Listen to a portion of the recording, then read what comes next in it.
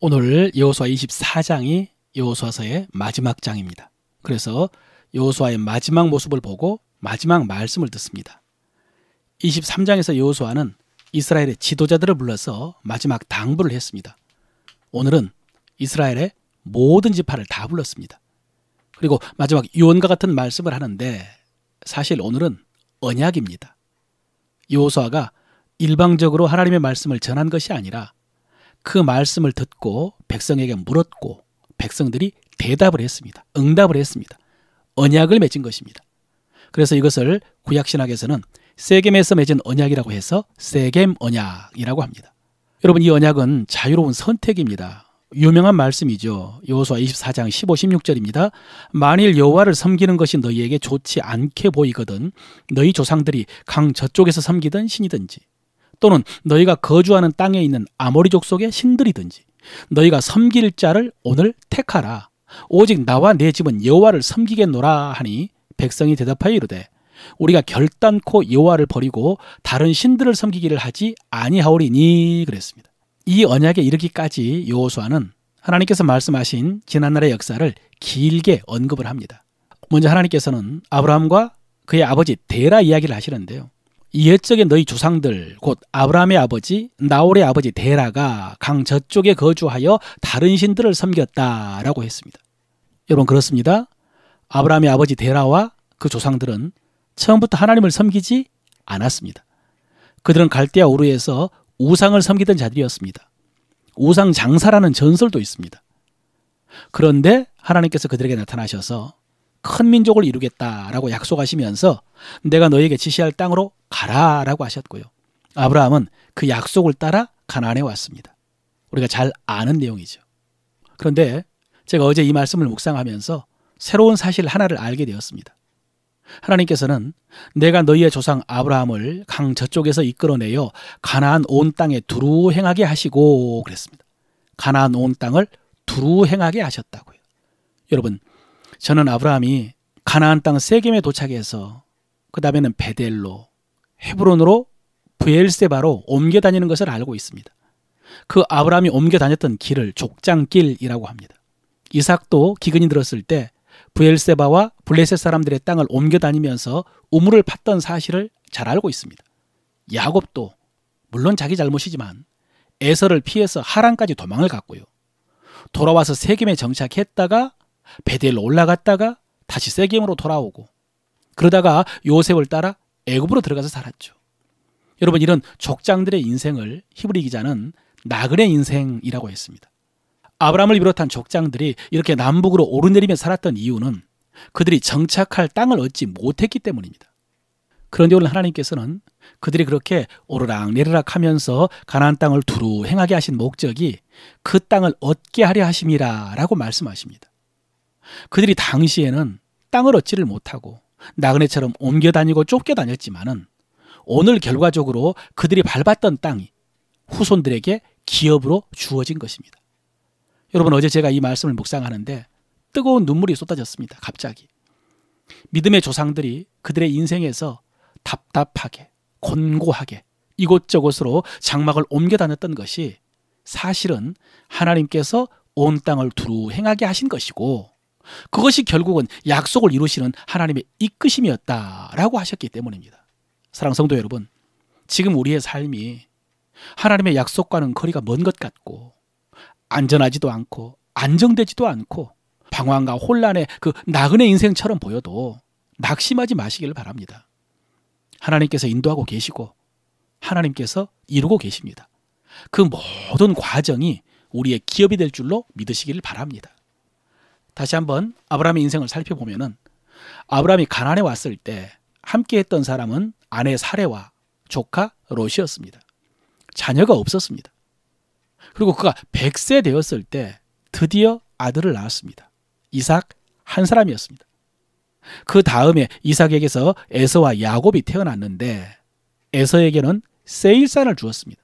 그래서 그들은 에돔이라는 나라로 번성을 했죠. 그런데 야곱은 애굽으로 내려갔습니다.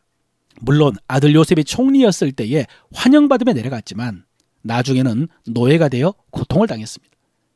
그들에게 하나님께서 모세와 아론을 보내셨다고 그랬습니다. 여러분, 애굽은 거대한 제국이었습니다.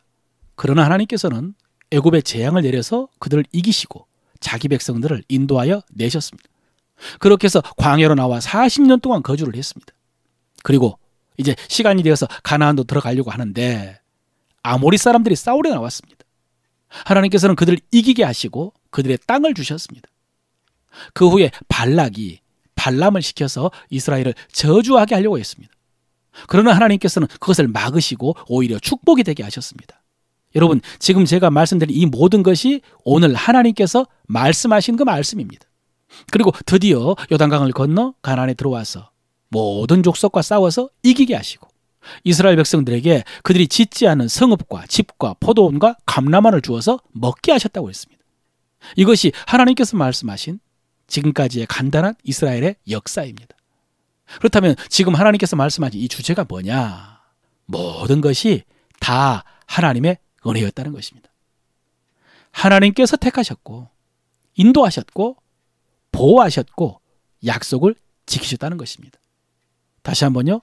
하나님께서 택하셨고 인도하셨고 보호하셨고 약속을 지키셨다는 것입니다. 내가 이렇게 했다. 나는 이렇게 신실한 하나님이다. 이런 하나님의 말씀을 여호수아가 전한 다음에 여호수아는 백성에게 이렇게 말합니다. 그러므로 이제는 여호와를 경외하며 온전함과 진실함으로 그를 섬겨라. 너희의 조상들이 강 저쪽과 애굽에서 섬기던 신을 치워버리고 여호와만 섬겨라 그랬습니다. 여러분, 그냥 명령이 아닙니다. 그냥 막무가내로 하나님만 섬기라는 말씀이 아닙니다. 그러므로 그랬습니다. 그러므로 내가 지금까지 이렇게 신실하게 너희를 인도했다. 강 건너편에서 이방신을 섬기던 너희 조상들을 불러다가 내 약속대로 이렇게 큰 민족이 되게 했고 이렇게 넓은 땅을 너희에게 주었다.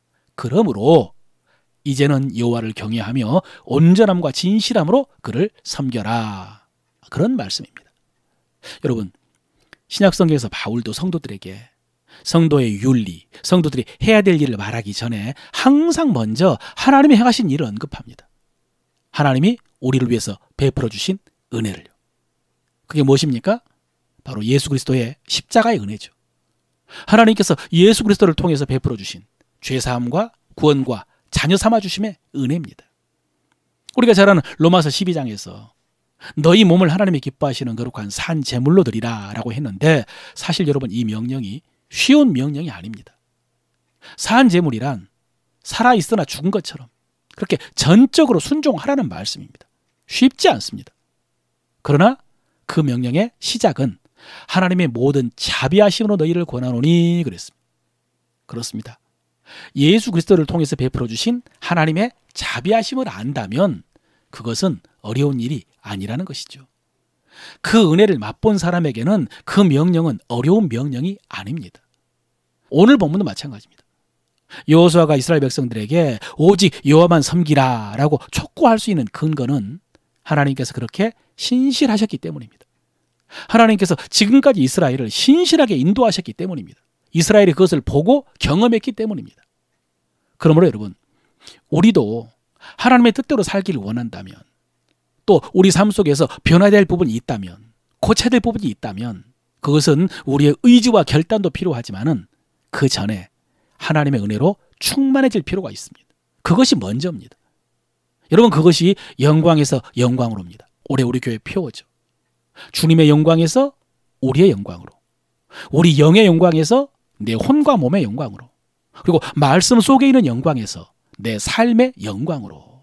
그러므로 여러분, 우리는 말씀 속에서 주님의 영광과 내 영의 영광을 찾아내야 됩니다.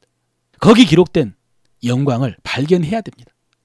그리고 그 영광을 주목하고 그 영광을 우리 입으로 말해야 됩니다.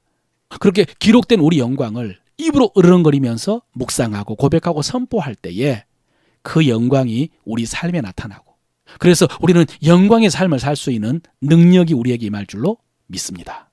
오늘 말씀을 통해서 우리가 고백할 우리 믿음의 도리입니다. 하나님께서 아브라함을 은혜로 부르신 것처럼 은혜로 나를 부르셨습니다. 하나님께서 아브라함을 은혜로 부르신 것처럼 은혜로 나를 부르셨습니다. 그리스도 안에서 아브라함의 모든 복이 나에게 이루어졌습니다. 그리스도 안에서 아브라함의 모든 복이 나에게 이루어졌습니다. 하나님께서 아브라함과 이스라엘에게 신실하신 것처럼 나에게도 신실하십니다. 하나님께서 아브라함과 이스라엘에 신실하신 것처럼 나에게도 신실하십니다. 나는 하나님의 신실하심을 믿고 순종함으로 영광에서 영광에 이릅니다. 나는 하나님의 신실하심을 믿고 순종함으로 영광에서 영광에 이릅니다. 아멘.